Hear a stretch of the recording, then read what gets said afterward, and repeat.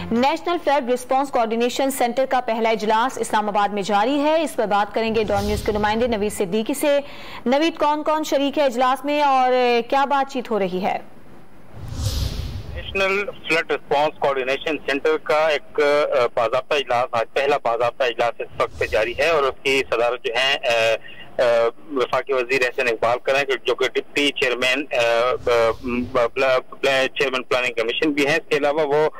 Deputy chairman ہیں۔ اس کے علاوہ چیئرمین این ڈی اے میں D G I S P R, national coordinator جو ہیں وہ D G I S P R ہوں گے، چیئرمین فلڈ کمیشن۔ اس کے علاوہ میٹ آفس جو محکمہ موسمیات ہے ان کے نمائندے اس اہم ترین سیشن میں شرکت کر رہے ہیں اور اس اجلاس کو جو سیلاب کی تازہ ترین صورتحال ہے جس وقت سندھ اور بلوچستان اور خیبر پختونخوا میں ہے، اس کے علاوہ اس کا جو رسپانس ہے پاک فوج کی جانب سے، سول ایڈمنسٹریشن کی جانب سے، اس کے اجلاس کو بریفنگ دی جا رہی ہے۔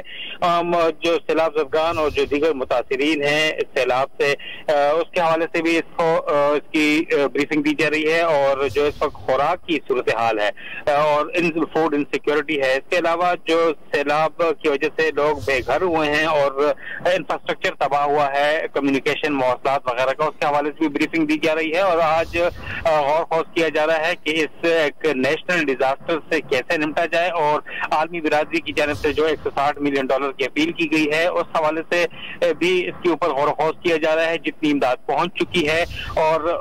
آرم فورسز اور سول انتظامیہ جو اس وقت سیلاب زدگان کی بحالی کے حوالے سے جو رسپانس دے رہی ہے، تمام پہلوؤں کا جائزہ لیا جا رہا ہے۔ اہم اقدامات کیے جائیں گے کیونکہ ماضی میں بھی کووڈ کے دوران دیکھا گیا ہے کہ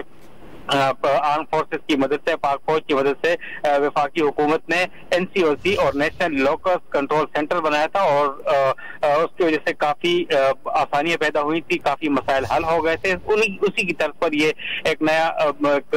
فورم سامنے آیا ہے اور اس کا آج پہلا اجلاس اس وقت جاری ہے۔ تقریباً 2 گھنٹے سے زائد کا وقت گزر چکا ہے، یہ نشست جاری ہے اس وقت اور یہ کافی دیر تک جاری رہے گی اور اہم اقدامات اور فیصلوں کی توقع ہے۔ جی بہت شکریہ آپ کا نوید صدیقی۔